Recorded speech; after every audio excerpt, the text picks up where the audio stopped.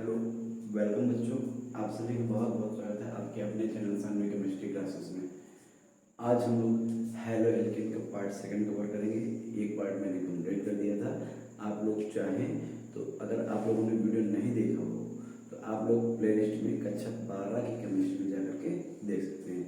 उसके आगे से आज हम लोग देखेंगे कि उसमें मैं हेलो एल्केन के बारे में पूरा बता चुका हूँ कि हेलो एल्केन क्या होते हैं, इसके कैसे कैसे टाइप्स होते हैं, किस किस प्रकार के होते हैं। मीन्स आज हम लोग देखेंगे कि हेलो एल्केन का फॉर्मेशन कैसे होता है।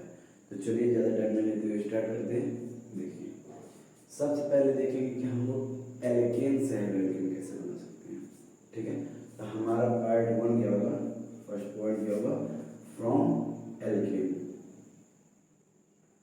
फ्रॉम एल्केन हमें ये देखना है कि अगर हम एल्केन से हेलो एल्केन बनाना चाहते हैं तो कैसे बनाएंगे।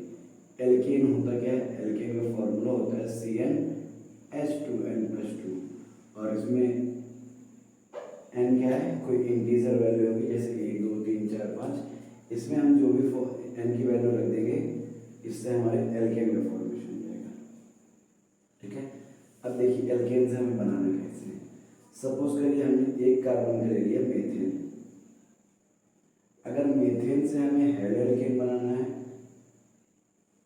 तो उसके लिए क्या करेंगे, सीधे इसका हैलोजिनेशन करा देंगे। क्या करेंगे, हैलोजिनेशन। और ये जो रिएक्शन होती है ये सूर्य के प्रकाश की उपस्थिति में होती है।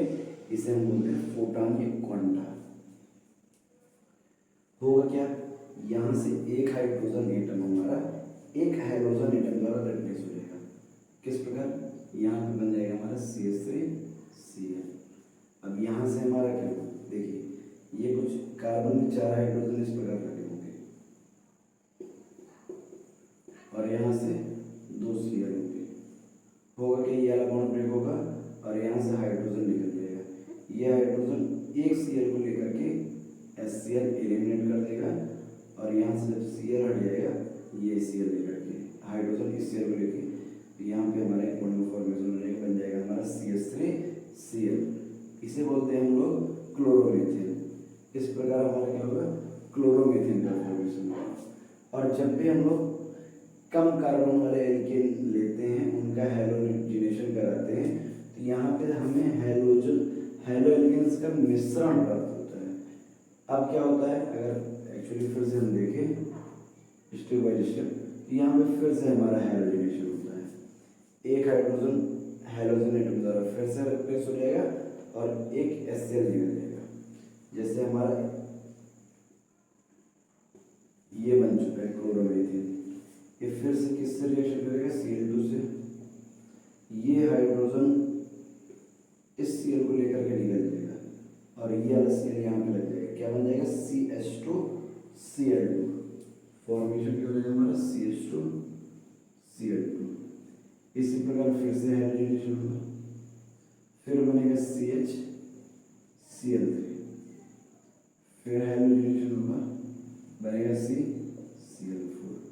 हाइड्रोजनेशन में तब तक होता है जब तक पूरे हमारे हाइड्रोजन रिप्लेस ना हो जाए। हाइड्रोजन एटम हमारा जब तक इसमें उपस्थित सभी हाइड्रोजन एटम हमारे हैलोजन एटम द्वारा रिप्लेस नहीं हो जाते हैं, तब तक ये हाइड्रोजनेशन की प्रोसेस चलती रहती है। अब जो इस एल्केन से हमारा हाइड्रोजनेशन करके ये क्लोरोमीथेन बना होगा, इसका नाम है क्लोरोमीथेन। क्लोरोमीथेन, इसका नाम है डाइक्लोरोमीथेन। डाइक्लोरोमीथेन, इसका नाम है ट्राइक्लोरोमीथेन। ट्राइक्लोरोमीथेन, यह इसी का एक नाम है। इसी को हम क्या बोल देते हैं, क्लोरोफॉर्म। क्लोरोफॉर्म, इसका उपयोग हम लोग निश्चेतक के रूप में करते हैं किसी को बेहोश करने के लिए। और इसी का उपयोग हमारा किसके रूप में किया जाता है, कार्बनिक विलायक के रूप में। इसे बोलते हैं कार्बन टेट्राक्लोराइड या टेट्राक्लोरोमीथेन। इसे क्या बोलते हैं, टेट्राक्लोरोमीथेन।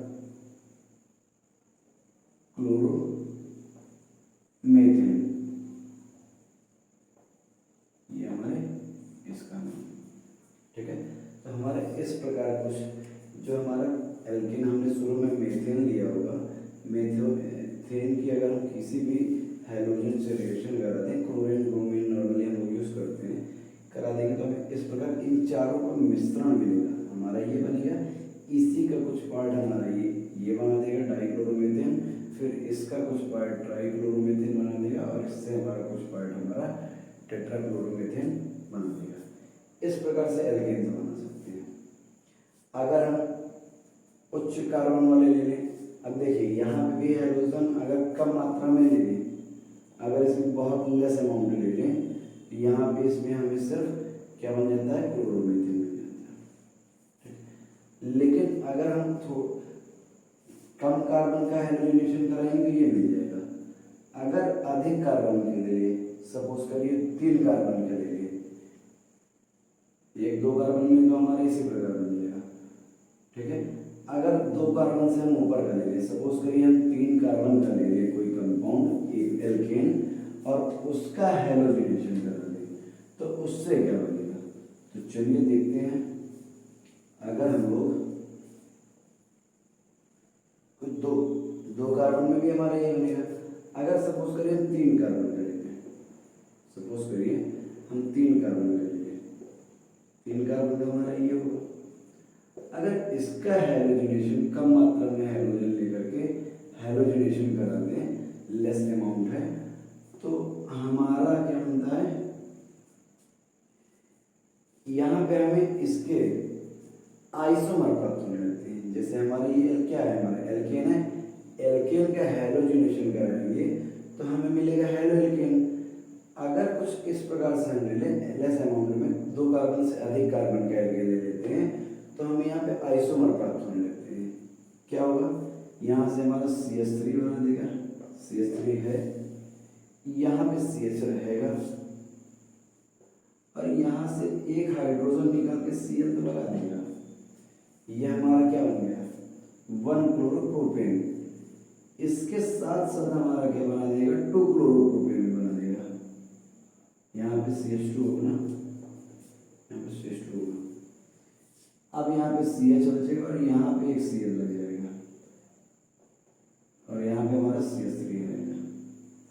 एक ये बना देगा और दूसरा ये बना देगा। इस प्रकार हमारा क्या बना देता है, आइसोमर बना देता है। अभी कैसे आइसोमर है, पोजीशन आइसोमर। यहाँ पे हाइड्रोजन पहले कार्बन पे लगा है, यहाँ पे हाइड्रोजन हमारा दूसरे कार्बन पे लगा हुआ है। इस प्रकार होता है। ये क्लोरीनेशन हो सकता है, ऐसा ब्रोमिनेशन हो सकता है।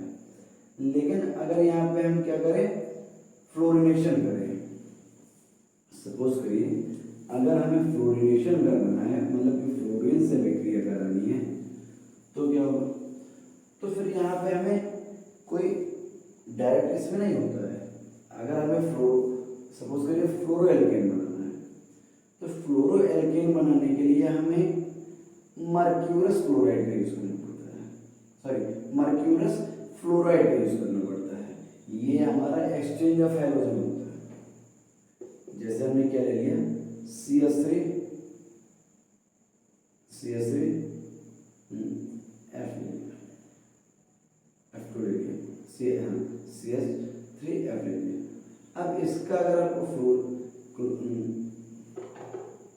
Cl लिया, हमने अगर क्लोरोमीथेन ले लिया, ठीक है, इसका अगर हम क्या करें, Hg2F2, इसे बोलते हैं मर्क्यूरस क्लोराइड, इससे रिएक्शन करा देगा तो हमें क्या मिल जाएगा, यहाँ पे हमें 2 मोल यूज करने पड़ेंगे।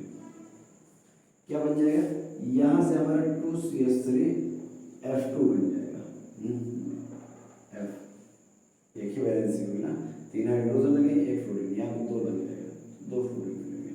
साथ में हमारा क्या निकल जाएगा, मर्क्यूरस क्लोराइड, या इसी को मरकरी क्लोराइड भी बोल देते हैं, मर्क्यूरस क्लोराइड। अगर हमें फ्लोरो एल्केन बनाना है तो हम लोग क्या करेंगे, मर्क्यूरस फ्लोराइड का यूज करेंगे, और यहाँ पे एल्केन की जगह हम क्या यूज करेंगे, क्लोरोमीथेन, या 2 कार्बन का ले सकते हैं, 3 कार्बन का ले सकते हैं। अगर हमें आयोडो एल्केन बनाना है तो क्या करेंगे, अगर आयोडो एल्केन लेना है तो हम एल्केन डायरेक्ट आयोडाइजेशन करा देते हैं, आयोडोनीकरण, और हमें क्या मिलता है, यहाँ से हमें CH3I तो मिल जाता है, साथ में HI मिल जाता है। अगर हम लोग क्या करा दे, आयोडोनाइजेशन, मतलब क्या है, I2 से रिएक्शन करते हैं, हिंदी में बोलते हैं आयोडीनीकरण। आयोडीनीकरण जैसे क्लोरीनीकरण है,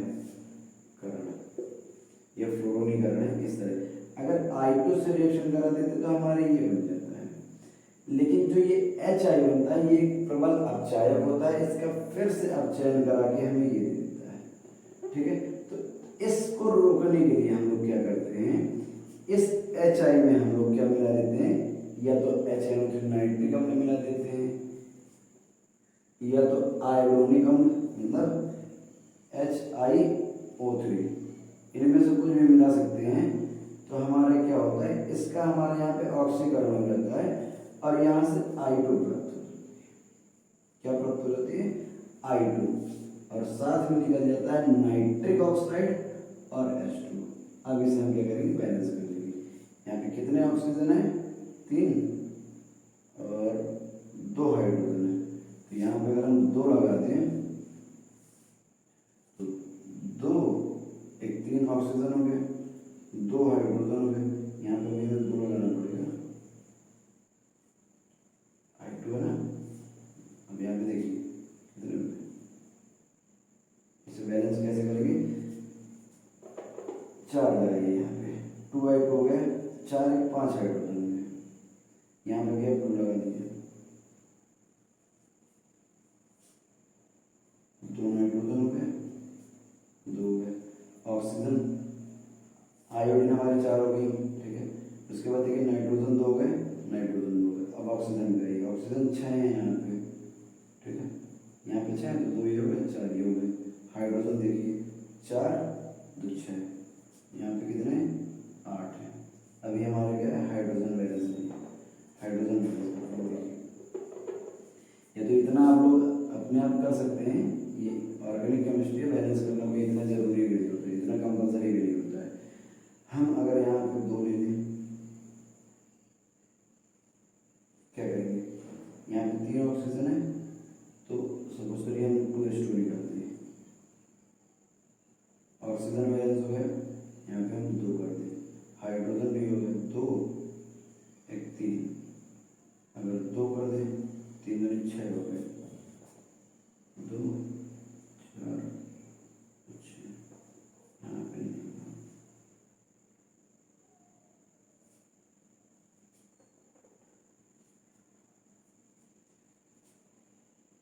I 2 हो गए, यहाँ 4 है ना। चलिए इससे 2 पहले करते हैं, 3 ऑक्सीजन है, अगर हम इससे करते हैं तो हमें यहाँ पे 2 लगाना पड़ेगा, 2 लगाएंगे तब ये 2 करेंगे। तो यहाँ पे 2 नाइट्रोजन हो गए, अब 2 नाइट्रोजन में तो ऑक्सीजन 6 हो गए, 2 यहाँ पे 4 हमारे यहाँ पे हो जाएंगे, ठीक है। अब 4 दूनी 8 ऑक्सीजन यहाँ पे है, अगर 2 यहाँ पे तो हम यहाँ पे कितना लगाते हैं 4, 2 यहाँ पे, यहाँ पे 4 दूनी 8 हाइड्रोजन, यहाँ पे अगर हम 3 लगा दें 5 सॉरी, यहाँ कितने 4 दूनी 8 हाइड्रोजन है, यहाँ 2 है, 6 लगा दें तो यहाँ पे 3 हाइड्रोजन, ये बैलेंस हुई। क्या हुआ कि 6, अब आयोडीन देखिए कितने हैं, 6 हैं, 3 दूनी 6, हाइड्रोजन 6 2 8 है, 4 दूनी 8 हो गए, नाइट्रोजन 2 है 2 हो गए, ऑक्सीजन 3 दूनी 6 हैं तो 4 और 2 6, इस प्रकार रिएक्शन बैलेंस हो जाएगी, ठीक है। अगर हम लोग क्या करते हैं, मीथेन का सीधे आयोडोनीकरण करते हैं या आयोडाइजेशन करते हैं तो हमें मेथिल ये तो मिल जाएगा, मेथिल आयोडाइड तो मिल जाएगा, साथ में हमें HI हाइड्रोजन आयोडाइड मिल जाएगा, और ये हमारे क्या होते हैं, लुईस क्षार की तरह बिहेव करते हैं, और ये हमारा क्या है, प्रबल अपचायक है, ठीक है। तो अब इसके अपचयन को रोकने के लिए, इसके अपचयन को रोकने के लिए हम लोग क्या करेंगे, एक ऑक्सीकारक मिला देंगे, या तो नाइट्रिक अम्ल मिला देंगे या तो आयोडोनिक अम्ल मिला देंगे। तो ये क्या करेगा, इस HI का ऑक्सीकरण करके I2 में परिवर्तित कर देगा। अब ये परिवर्तित हो गया, तो अब ये क्या करेगा, अब ये इसका हमारा अपचयन नहीं करेगा। इस प्रकार हमें क्या मिल जाएगा, मेथिल आयोडाइड मिल जाएगा। तो इस प्रकार हमारे एल्केन से प्राप्त होती है। आई होप आप लोगों को समझ में आएगा, आप लोग स्क्रीनशॉट ले सकते हैं। चलिए देखिए दूसरा पॉइंट देखते हैं।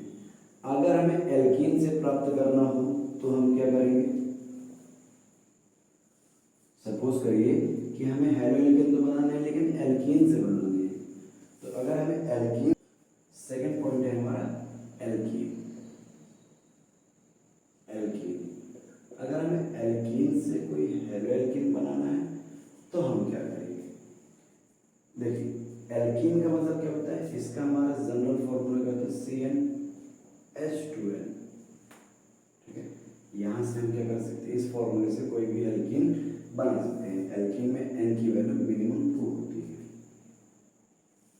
क्योंकि एल्कीन का मतलब क्या है, जहां पे कार्बन और कार्बन के बीच में डबल बॉन्ड, उसे बोलते हैं एल्कीन। अब सपोज करिए हमारे पास 2 कार्बन का है,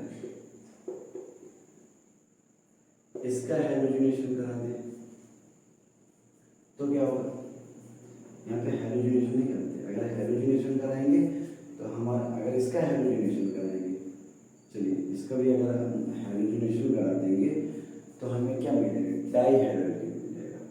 क्या होगा, यहाँ का बीच का बॉन्ड टूट जाएगा और एक हेलोजन इधर जुड़ जाएगा, एक हेलोजन इसमें जुड़ जाएगा। अब ये क्या है, 2 अलग अलग कार्बन पे हेलोजन लगे हैं, तो इन्हें हम क्या बोलेंगे, विसिनल डाई हैलाइड।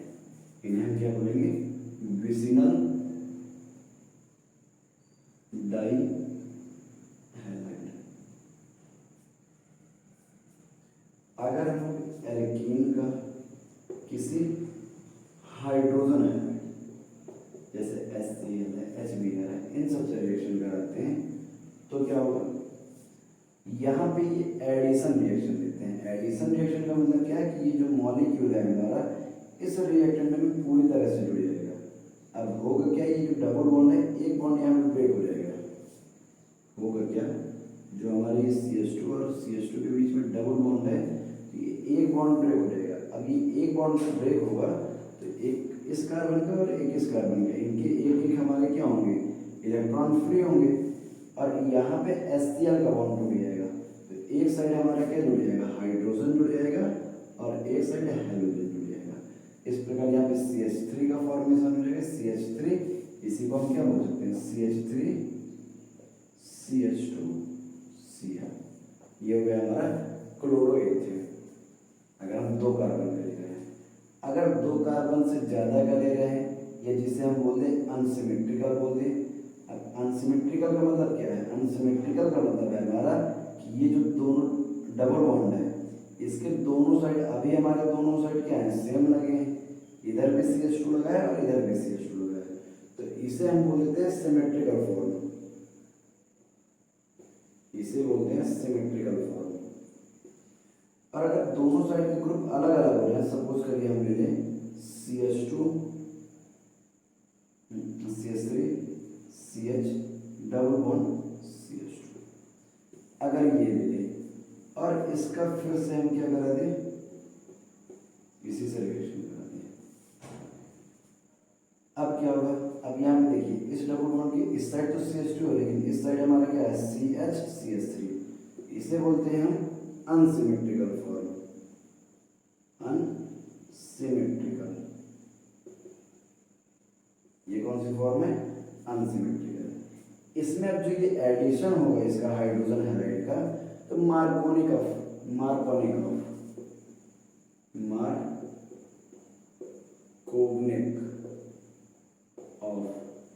इस नियम के अनुसार होगा। और ये नियम क्या कहता है, ये कहता है कि जो हमारा ये HCl है, इसमें जो Cl लगा है, मतलब जो ज्यादा इलेक्ट्रोनेगेटिव एटम है, उस कार्बन पे जुड़ता है जहां पे हाइड्रोजन की संख्या ज्यादा होती है। अब किन हाइड्रोजन, ये डबल बॉन्ड, जो डबल बॉन्ड से कार्बन जुड़े होते हैं, इनकी बात होती है, इनमें से, जैसे इन दोनों के कार्बन की बात होगी, इनमें से हमारा ज्यादा हाइड्रोजन किसमें, इस वाले में, तो इलेक्ट्रोनेगेटिव एटम इस कार्बन पे जुड़ जाएगा। ऐसा नहीं होगा कि आप इस कार्बन पे जोड़ दें, ये गलत होगा। ये बात हो रही है, इन दोनों कार्बन की बात हो रही है कि जो इलेक्ट्रोनेगेटिव है तो डबल बॉन्ड के उस कार्बन से जुड़ेगा जहां पे हाइड्रोजन की संख्या ज्यादा होती है। इसे बोलिए आप क्या बन जाएगा CH3, ये CH। अब ये बॉन्ड ब्रेक होगा तो यहाँ पे जो हमारा हाइड्रोजन जुड़ जाएगा, ये CH2 का फॉर्मेशन करेगा और यहाँ पे CH2 से क्या जुड़ जाएगा, Cl जुड़ जाएगा, इस प्रकार बन जाएगा। यहाँ पे हमारा किस नियम का फॉर्म वो हो रहा है, मार्कोनिकॉफ का, मार्कोनिक ऑफ, इस नियम का को फॉलो किया गया है। ठीक है, इसके बाद एक एंटी मार्कोनिकॉफ भी होता है। ठीक है, वहां पे वो सिर्फ HBr रिएक्शन देता है और वहां पे क्या होगा, कोई ना कोई यहाँ पे पर ऑक्साइड प्रेजेंस हो जाएगा। अगर पर ऑक्साइड नहीं है, देखिए दोनों रिएक्शन देख रहे हैं, सपोज करिए हमने लिया CH3 CH double bond CH2, अगर हम इसकी सीधे HBr से रिएक्शन करा दें, कोई भी यहाँ पे कैटालिस्ट नहीं है, तब तो हमारी रिएक्शन कुछ ऐसे ही हो जाएगी। क्या हो जाएगा, CH3 CH2, ये वाला बॉन्ड ब्रेक हुआ और इलेक्ट्रोनेगेटिव एटम उस डबल बॉन्ड वाले कार्बन से जुड़ा है जहाँ पे हाइड्रोजन की संख्या अधिक है, तो यहाँ पे जुड़ जाएगा CH2 और Br। लेकिन अगर यहीं पे जो हमारा HBr से रिएक्शन हो तो ठीक है, अगर यहाँ पे किसी परऑक्साइड की प्रेजेंस हो जाए तो ये रिएक्शन चेंज हो जाएगी। अभी ये मार्कोनिकॉफ को फॉलो कर रहा है, जैसे ही यहाँ पे क्या हो जाए, कोई परऑक्साइड की प्रेजेंस हो जाए, कोई भी परऑक्साइड की प्रेजेंस हो जाए, सपोज करिए मैंने ले लिया CH3 CH double bond CH2, इसके रिएक्शन फिर से हमारी HBr से तो हो, ये एंटी मार्कोनिकॉफ रूल सिर्फ HBr कंपाउंड देता है। और यहाँ पे मान लीजिए मैंने कोई ले लिया बेंजोइल परऑक्साइड ले लिया, बेंजोइल परऑक्साइड,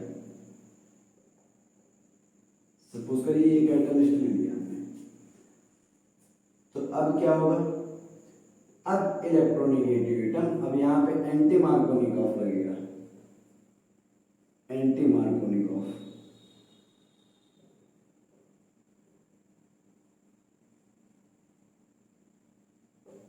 यहाँ पे मार्कोनिकॉफ लगता है। मार्कोनिकॉफ क्या कहता है, इलेक्ट्रोनेगेटिव एटम डबल बॉन्ड के उस कार्बन से जुड़ता है जहाँ पे हाइड्रोजन की संख्या ज्यादा होती है। ये उल्टा कहता है, ये क्या कहता है, इलेक्ट्रोनेगेटिव एटम उस कार्बन से जुड़ेगा, डबल बॉन्ड वाले उस कार्बन से जुड़ेगा जहाँ पे हाइड्रोजन की संख्या कम होती है। तो अब ये हमारा इलेक्ट्रोनेगेटिव एटम इस कार्बन से जुड़ेगा और हाइड्रोजन इस वाले से, क्या बना देगा, CH3 CH Br, और यहाँ पे हमारा CH3 का फॉर्मेशन हो जाएगा। इस प्रकार हमारा क्या बनता है, इससे तो हमारा प्राइमरी बना, लेकिन इससे प्राइमरी हमारा हैलोजेन नहीं बनेगा। ठीक है, इस प्रकार हम क्या कर सकते हैं, एल्कीन से प्राप्त कर सकते हैं।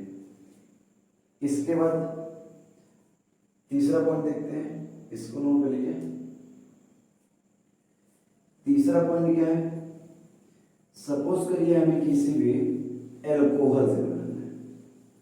अब एल्कोहल हमारे कितने प्रकार के होते हैं, 3 प्रकार के होते हैं।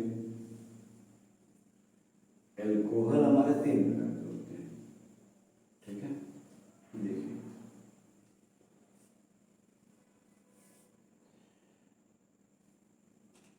थर्ड नंबर, अगर हम किसी एल्कोहल से बनाना है, फ्रॉम एल्कोहल, तो क्या होगा, एल्कोहल का अगर हम सीधे क्या करते हैं, एल्कोहल सपोज करिए हमने ले लिया CH3, इसका अगर हम किसी हाइड्रोजन हैलाइड से रिएक्शन कराते हैं तो क्या होगा, यहां से H2 मॉलिक्यूल निकल जाएगा, ये हाइड्रोजन एटम सीधे इस कार्बन से जुड़ जाएगा, क्या बन जाएगा, CH3Cl बन जाएगा, साथ में H2O निकल जाएगा। इतना तो ठीक है, लेकिन यहाँ पे जो जल है ये फिर से इससे रिएक्शन करके फिर से ये चीज देना शुरू कर देता है। इसके लिए हम क्या करते हैं, यहाँ पे निर्जलीकरण जैसे ZnCl2 का यूज कर लेते हैं। तो ये क्या करता है, ये इस जल को एब्जॉर्ब कर लेता है या अवशोषित कर लेता है, जिससे ये रिएक्शन हमारे रिवर्सिबल नहीं हो पाती है। अगर यहाँ पे सेकेंडरी अल्कोहल का प्रयोग करें, सेकेंडरी अल्कोहल क्या होते हैं, जब OH ग्रुप किसी 2 डिग्री कार्बन से जुड़ा होता है, ये 2 डिग्री कार्बन है, इससे डायरेक्ट 2 कार्बन जुड़े हुए। इस सब के बारे में मैंने पहले वीडियो में बहुत डिटेल में डिस्कस किया है, आप लोग इस वीडियो को देखने से पहले उस वीडियो को देख लीजिएगा, जिससे आप लोगों को पुरानी चीज़ों का पूरी तरह से नॉलेज हो जाए। उसके बाद इस वीडियो को देखेंगे तो सारी चीज़ एक एक पॉइंट समझ में आएगी। ये हो गया हमारा सेकेंडरी अल्कोहल। सेकेंडरी अल्कोहल क्या होता है, इसके तुलना में ज़्यादा रिएक्टिव होता है।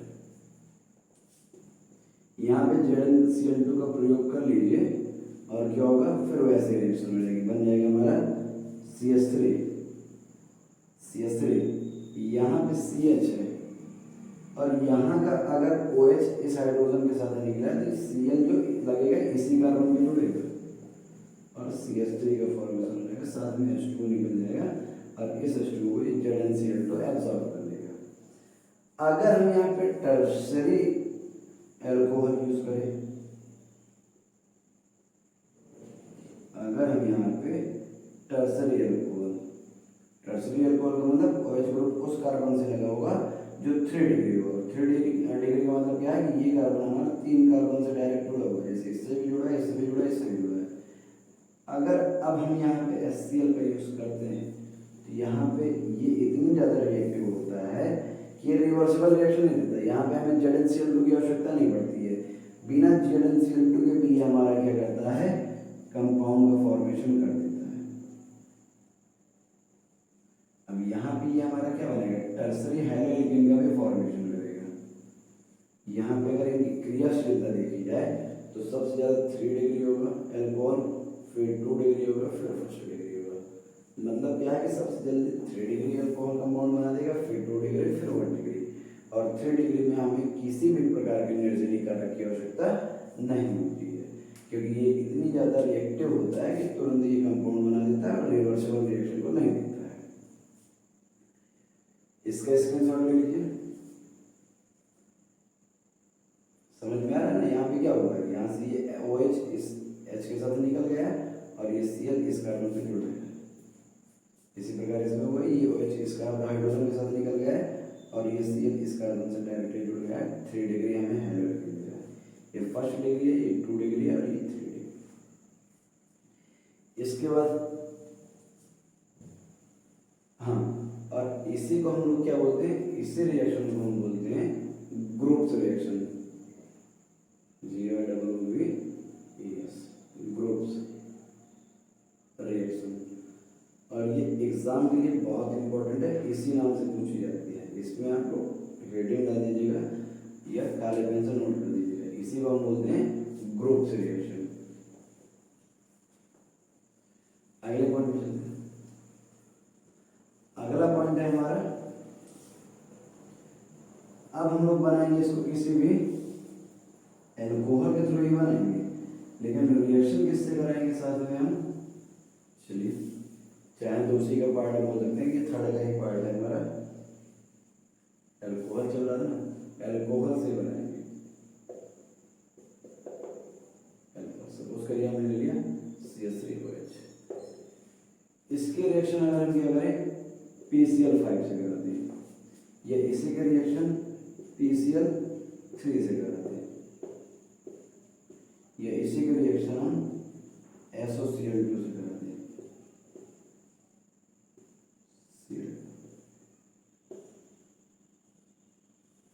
यहाँ पे हम PBr5 भी ले सकते हैं, PBr3 भी ले सकते हैं, यहाँ पे लेकिन हम SOBr2 नहीं ले सकते क्योंकि वो अनस्टेबल होता है, ठीक है। और SOI2 की अभी तक खोज ही नहीं हुई है, ठीक है। अब यहाँ पे क्या होगा, अब देखिए PCl5, PCl3 और SOCl2, इससे रिलेटेड मैंने एक मैकेनिज्म बताई है। आप लोग 12 की मैकेनिज्म वाले टॉपिक में जाकर के इसकी मैकेनिज्म देख सकते हैं, वहाँ से आपको बिल्कुल क्लियर ये पॉइंट समझ में आ जाएगा। वहाँ पे मैंने बताया कि ये जो PCl5 होता है, किसी भी कंपाउंड के OH से रिएक्शन करता है, किसी भी कंपाउंड के OH से रिएक्शन करता है, सॉरी ऑक्सीजन से रिएक्शन करता है। जो हमारा ये PCl5 है किसी भी कंपाउंड के सिर्फ ऑक्सीजन से अभिक्रिया करता है। जो PCl3 होता है वो पूरे OH से करता है, और जो SOCl2 होता है वो भी हमारे सिर्फ ऑक्सीजन से रिएक्शन करता है। होता क्या है यहाँ पे देखिए, ये जो PCl5 है ये आपका टूटेगा PCl3, Cl और Cl, इन चीजों में टूट जाएगा। अब ये इसमें टूट गया, यहां से ये OH निकलेगा और ये ऑक्सीजन को ये ले लेगा, बना देगा हमारा POCl। एक हाइड्रोजन यहाँ का बचा, ये हाइड्रोजन एक Cl को ले लेगा, ये बना देगा HCl। अब एक Cl बचा और यहाँ से हमारा CH3 बचा, ये बना देगा हेलोजन। इस प्रकार की रिएक्शन होती है। जहां भी आपको PCl5 मिल जाएगा तुरंत इनमें तोड़ दीजिए, और जो ऑक्सीजन होगा ऑक्सीजन को PCl3 ले लेगा, और हाइड्रोजन को एक Cl ले लेगा, और एक Cl हमारे इस एल्कीन ग्रुप से जुड़ जाएगा और हेलोएल्केन का फॉर्मेशन कर देगा। अगर PCl3 है, अब 3 Cl है तो यहाँ पे इसके 3 मोल हमेशा यूज करने पड़ेंगे। यहाँ से क्या होगा, यहाँ से बन जाएगा हमारा CH3Cl और इसके 3 मोल बन जाएंगे। Cl पूरा तो यहाँ से जुड़ गया। मैंने क्या बताया कि यहाँ ये जो कंपाउंड है ये फास्फोरस की बात हो रही है, ये फास्फोरस इस पूरे OH को लेगा, और यहाँ पे हमारे कितने OH हैं, 3। ये बनाएगा, यहाँ पे ये फास्फोरस हुआ और ये 3 OH है ना, 3। ये हमारा है क्या, H3PO3, ये हमारा आर्थोफास्फोरिक अम्ल, इसका फॉर्मेशन कर देगा। इससे मैंने समझाने के लिए लिखा था, इसको क्या कर देगा, H3PO3 में चेंज कर देगा। ये क्या करता है, ये भी यहाँ से क्या निकालेगा, OH निकालेगा, और एक Cl इस H को ले लेगा, क्या बना देगा, HCl, गैस के रूप में होती है। सबसे अच्छी मैकेनिज्म है हमारी ये। इस ऑक्सीजन को ले लेगा SO, क्या बना देगा, SO2। अब देखिए यहाँ से एक Cl निकल चुका, SO निकल गया, बचा सिर्फ हमारा एक Cl, और यहाँ से CH3, ये बना देगा CH3Cl, इसका फॉर्मेशन कर देगा। और सबसे हमारी प्यारी है, बोल दो कि सबसे अच्छी में विधि ये होती है, क्योंकि इसमें क्या होता है, ये दोनों गैस के रूप में निकल जाते हैं, सिर्फ हमें कंपाउंड मिल जाता है। लेकिन इनमें क्या होता है कि दोनों में हमें कंपाउंड के साथ साथ दूसरा कंपाउंड भी मिल जाता है, जिसे हमें अलग करना पड़ता है। ये हमारी क्या हो गई, ये इसे बोलते हैं फास्फोरस पेंटाक्लोराइड, फास्फोरस ट्राइक्लोराइड, और इसे बोलते हैं थायोनाइल क्लोराइड। ये हमारे 3 एल्कोहल्स बनाने की ये रिएक्शन हो गई। इससे भी हम लोग क्या कर सकते हैं, हेलोएल्केन का फॉर्मेशन कर सकते हैं। इसके स्क्रीनशॉट ले लीजिएगा।